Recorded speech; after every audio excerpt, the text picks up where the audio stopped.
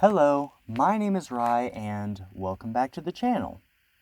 Very recently, I posted my very first community post, and it was a simple question asking about what type of video y'all wanted. The three options were D&D, Pokemon, and TCGs.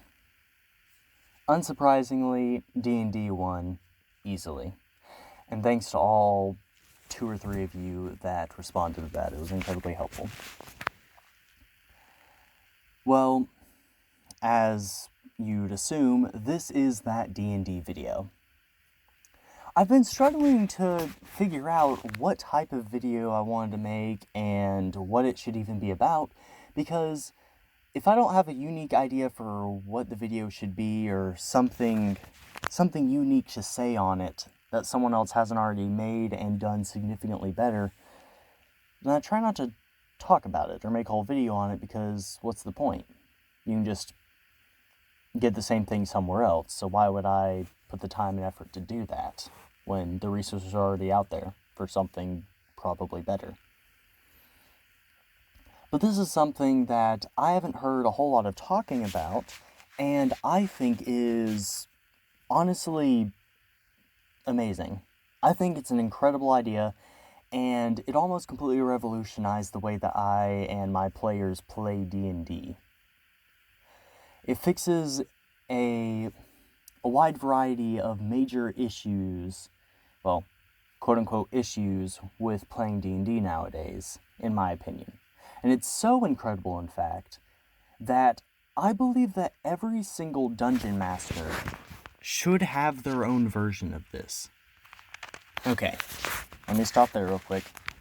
I know I'm hyping this up like major. I realize that. And I try not to hype things up, because the more you hype things up, the easier it is to disappoint people, and the more hyped up it is, the harder that disappointment will hurt. So the fact that I am hyping it up should hopefully say something. Now, this is an incredibly simple idea, but I think it is absolutely fantastic. So before we get into what exactly that is, let me give a bit of background information. For me and my table, there's 2 main ways of playing that we do. 2 main ways that we play is what I'm trying to say. Sorry, I'm not running off a script, so just to warn you. We have what we call a campaign and the Funhouse Dungeon. So the campaign is the typical, what you generally expect when you hear D&D, stuff like Critical Role and whatnot, very story focused, very focused on exploring the whole world and doing all that cool stuff, possibly even becoming heroes or whatever. And then the Funhouse Dungeon is far more game-like. It's less serious most of the time. There is story, but it's not necessary to enjoy the game. And it's just kind of there to have some fun with friends and blow off some steam. This video is going to be talking about said Funhouse Dungeon.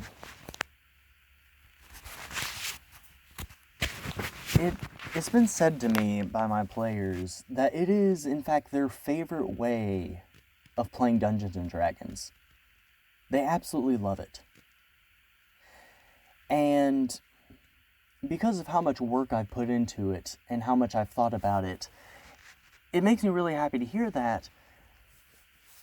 It also helps me realize a few things about how, in my opinion, incredible it is. So incredible, in fact, that I deemed it necessary to make this video.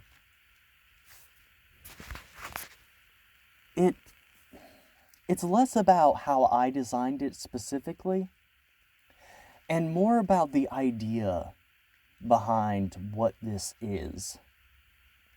If you've been around the D&D community, you've heard the term Funhouse Dungeon before. I've no doubt about that.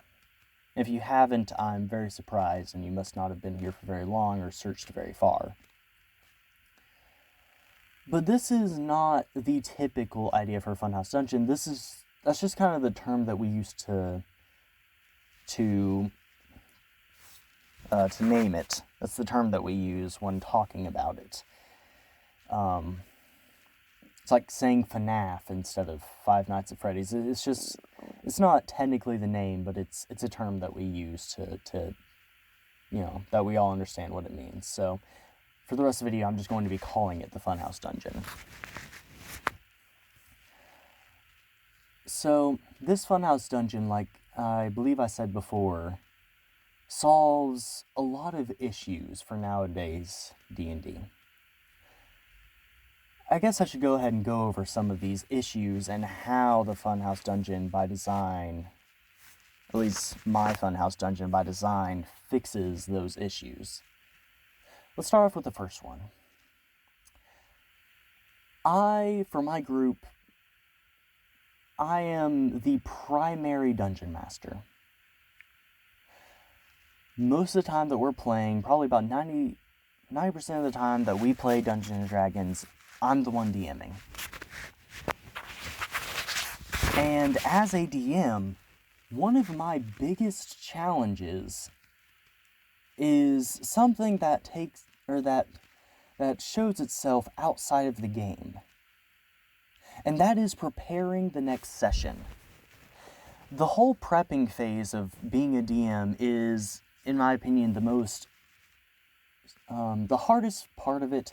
It's the most tedious and most frustrating sometimes. And oftentimes I'm left sitting there being like, oh, I just want to play, but man, I really don't want to prep. The Funhouse Dungeon fixes that. Because of how I designed this Funhouse Dungeon, most of the time that I play, I don't have to prep anything. Yeah, I just sit down and play. I just tell my friends, or they ask me about it, and we're like, hey, we want to play some Dungeons & Dragons. And it's like, oh, I don't have anything prepared for the campaign, so you want to play the Funhouse Dungeon? They're like, yeah, sure. And we can just play, right then and there. It turns what is, for me as a DM, the hardest part, which is the preparation phase, it turns that from being the most challenging and difficult part of DMing into waiting for my slow computer to turn on so I can access most of my notes, since most of my notes are digital.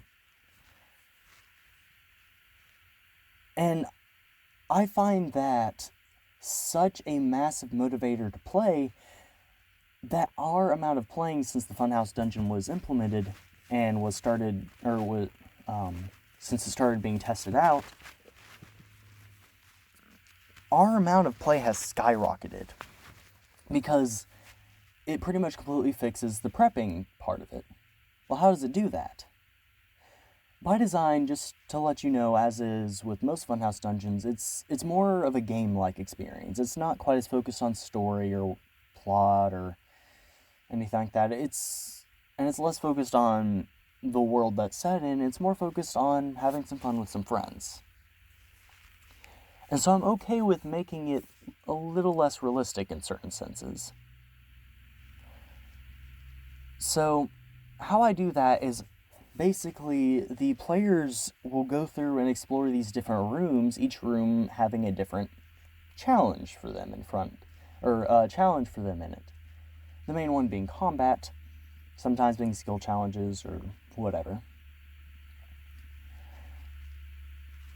Well, through the system, all you have to do is prepare a combat or make a new room or whatever it is, and that room or that combat is always prepared. Because of how this is meant to work, you're able to reuse the things that you have prepared. In normal campaigns for me, once I prepare something, it's like a one and done thing. It's like, oh, you used it, well, now it's gone. It's like a coupon. You don't get multi-use coupons, typically. And this just fixes that, because once I prepare a combat encounter, it's always prepared.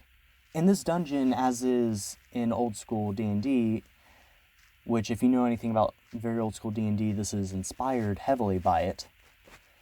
It takes a lot of the things that I found good about old school D&D and implements them into this. So when exploring a dungeon, you have multiple different floors of the dungeon, and each floor down you go, generally the harder it gets. But also, the cooler stuff you find. That is implemented into the Funhouse Dungeon. And so the idea is every combat encounter on every floor is generally around the same power level. And so all you have to do is you just prepare a certain combat encounter for whatever floor it's on, and if the players are ever on that floor and go into a combat room, they have a chance of encountering that specific combat encounter. And you're just able to reuse it. It's always there in your back pocket. It's always ready to be used, because once you prepare it, it's always prepared. Same thing with making a new room. Once you make that new room type, that room type is always ready. Whether it be a combat room or a particular non-combat room, like a merchant or like a safe area, once you make one of these new rooms, it's done. It's always there. It's always ready. It's always in your back pocket. So the Funhouse Dungeon completely does away with the whole issue of preparing, which, like I said, is my biggest challenge as a dungeon master. The next biggest challenge: scheduling and time constraints. D&D is typically imagined to take,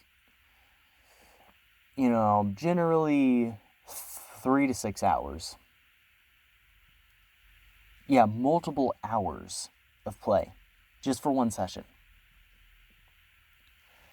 The Funhouse Dungeon, because of how modular it is,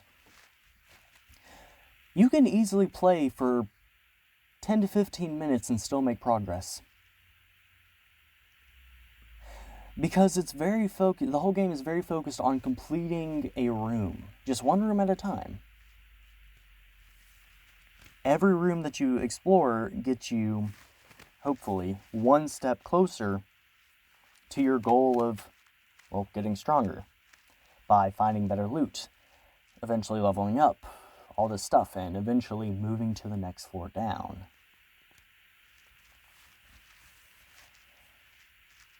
And because of this, you can play from anywhere from 10 to 15 minutes to an entire day's worth of playing, all the way into the late night hours, all the way into the early morning.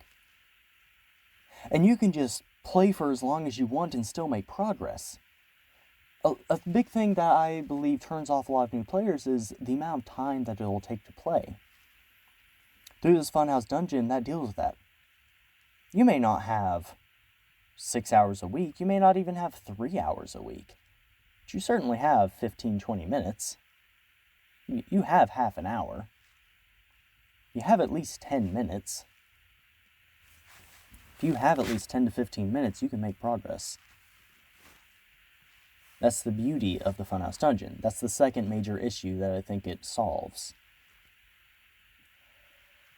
The next major issue that especially plagues nowadays play, which one of my videos is actually goes over this specific issue, that this Funhouse Dungeon completely solves, in my opinion, is lack of player motivation. Because of how the game is designed, and again, this is taken from very old school D&D, you have to play to progress in the game. Unlike in main campaigns for a lot of games nowadays, where, you missed a session, we'll just say your character was there but didn't really do anything, or maybe went off on their own thing for a little bit but came back. It's fine, we'll just carry on. In this, if you didn't play last session, you're now behind the rest of the group. You didn't get any of that experience. You didn't get any of the experience points. You didn't get any of the cool loot. You didn't move forward at all. Your character didn't gain anything. They were stagnant for that whole session. If you don't play, you don't progress in this game. It's also, by my design, you don't have to do this, but by my design, it's very focused on information gathering. There's a lot of unique types of rooms and unique, homebrewed enemy combat encounters and whatnot, and all kinds of cool stuff like that is unique to my Funhouse Dungeon. And if you don't play, then you won't know what any of this stuff does. And if you have some retro gaming players, they'll be used to stuff like that, and they'll feel right at home having to play to learn what this stuff does. Kind of reminds me of NetHack in the sense where you really just kind of have to play to learn what's up. Or, I guess, read the wiki nowadays, but my Funhouse Dungeon doesn't have a wiki. It could have a wiki, but I'm certainly not going to make it. Anywho, so because of how it's designed, the Funhouse Dungeon, over time, will leave you, the DM, with only self-driven players. Only players who really want to play the game, and only players who are willing to work to play the game, willing to make time in their schedule to play the game, willing to work with you to be able to play the game. They're the ones who will be willing to step into the next unknown room that you just made and test things out, figure out what's going on. They're the ones to ask those questions that, as a DM, you love that your players are asking. That's the beauty of it. That's, I'm going to say, the final major issue that, in my opinion, my Funhouse Dungeon fixes. Not even my particular Funhouse Dungeon, but the idea of my Funhouse Dungeon fixes. So it fixes the most annoying part for me as a DM. It fixes having to prep, because you only prep when you want to, or when you're motivated. It fixes prepping. It fixes time constraints. And it fixes player motivation. Those are 3 big things that it fixes. Boom. And if you're sold on the idea already, and if you're as creative as I am, your brain juices might already be flowing, and you could probably go on and start making your own. I don't know if you technically need any of the rest of this to make something like this of your own. I'm pretty sure you already know everything you need to. So, if you're already excited and ready to go on and go, then you can go ahead and click off the video. Start working on it. Get your players excited. Tell them about it. Get the word out there. Have some fun. But if you're not sold on the idea yet, or maybe you're stuck and you're like, oh, well, I like that idea, but I don't really know how to make that, here's a stepping off point. The rest of this video is pretty much just going to be me rambling on about my own Funhouse Dungeon. And some of the cool things that I changed, and some basic ideas that I have for it that you might be able to use as well.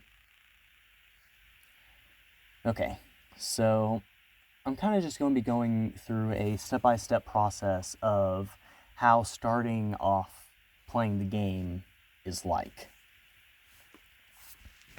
So, at the start, of course, you roll your stats. And how I have them roll, you don't have to do this, but how I have them roll is 3d6 in order. So 3d6 you roll, and you do each of them for your stats in order. So 3d6, boom, that's your strength. The next 3d6 roll, boom, that's your dexterity. The next one for constitution, so on and so forth.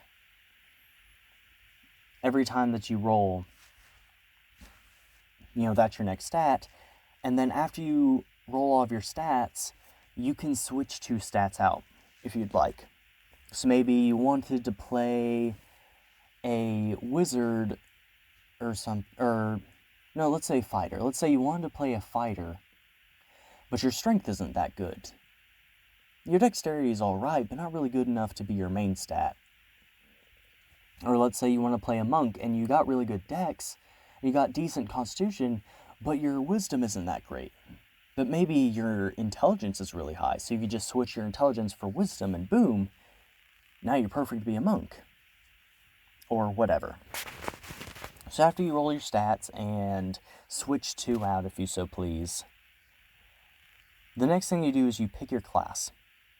You pick a class based off of your stats. So whatever your stats best work with, that's the class that you generally pick. Just to give you a quick heads up, you don't have to do this, but I heavily homebrew.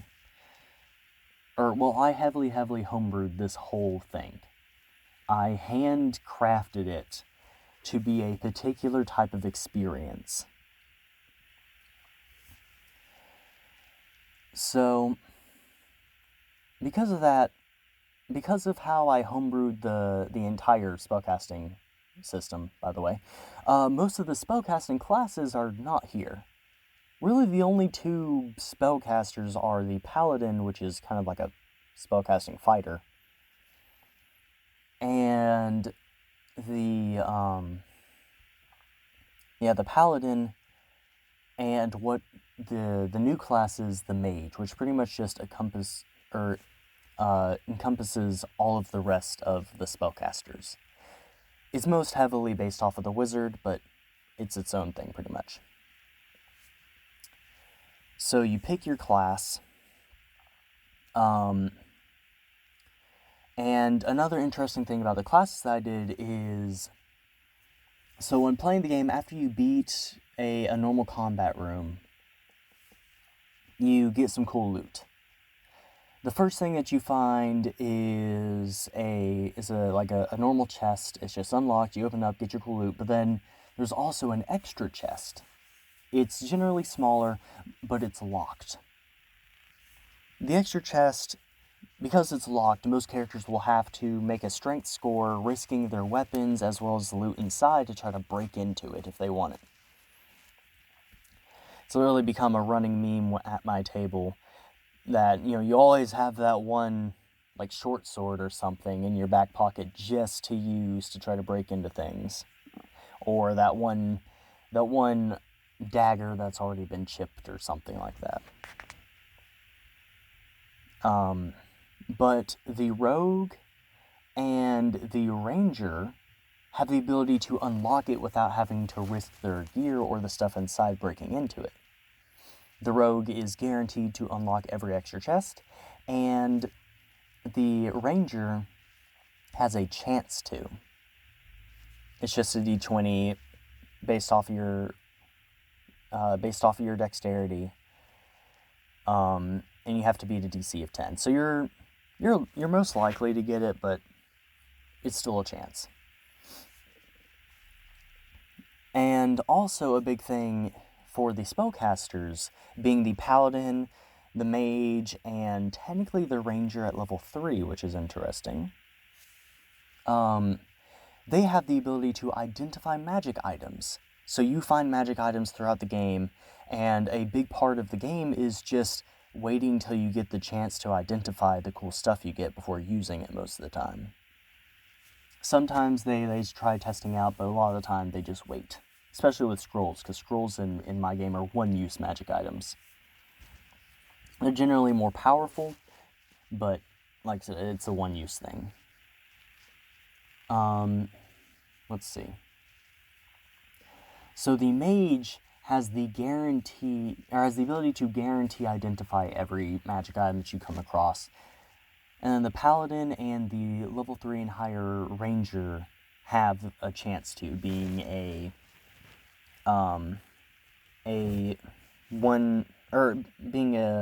DC of 10 for intelligence or wisdom, depending on which particular mental stat that they're going off of, which is something they pick whenever they gain the spellcasting ability. So at level 1, the mage and the paladin pick which one they are right off the bat, whereas the ranger at level 3, I believe, is when they get their spellcasting ability. That's when they pick, which one they are. Let's see, so you pick a class, and then the last thing you do is you roll a d20. You just roll a d20, no modifier, and whatever you roll, you multiply it by 10, and that's your starting gold. So instead of starting equipment, you get starting gold, which is another throwback to old school D&D, which I really liked, and I think is cool and fun.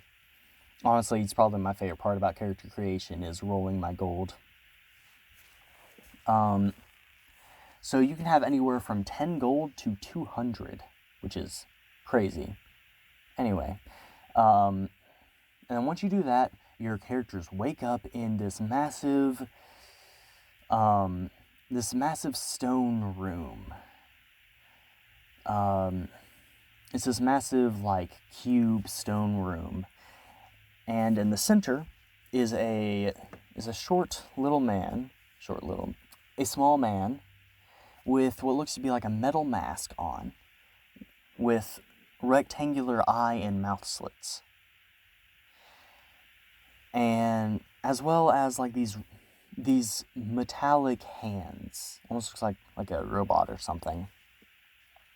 And very fancy clothes. Almost looks like what a noble would wear.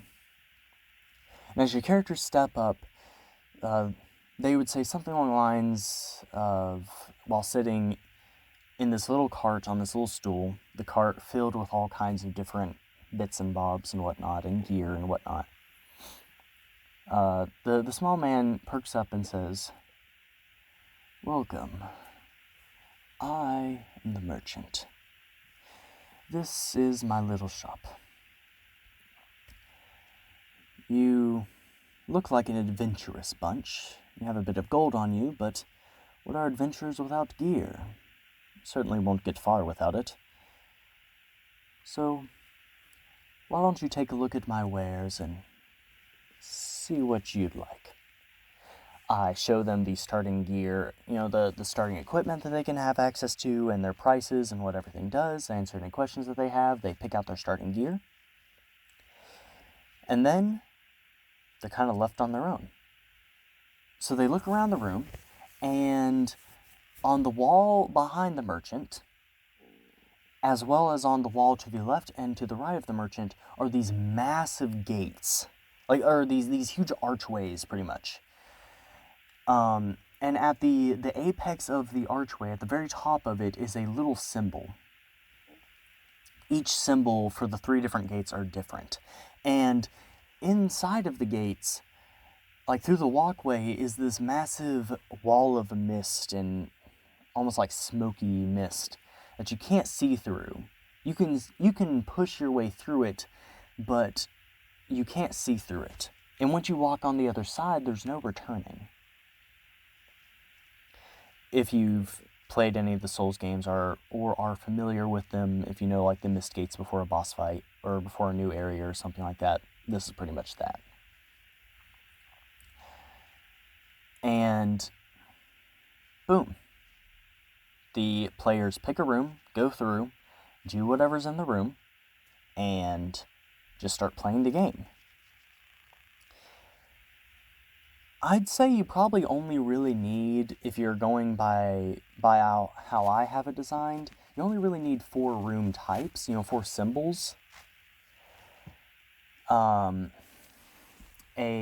combat room, a boss fight room, which is obviously more challenging than a normal combat room, but gives more experience points as well as better loot. And a merchant room to buy and sell things, as well as a safe room to rest and gain back hit points and abilities and whatnot. That's pretty much all you need. Now, obviously, I have far more than just that, because I've been running this game for months and months and months, and I keep on adding more stuff to it. But that's pretty much the game, and I believe that's all you really need to know to have a good stepping off point. Yeah. I'm probably going to go ahead and stop the video now. I've been rambling for, oh my goodness, 30 minutes. So, I hope that you all have a blessed day and fare thee well.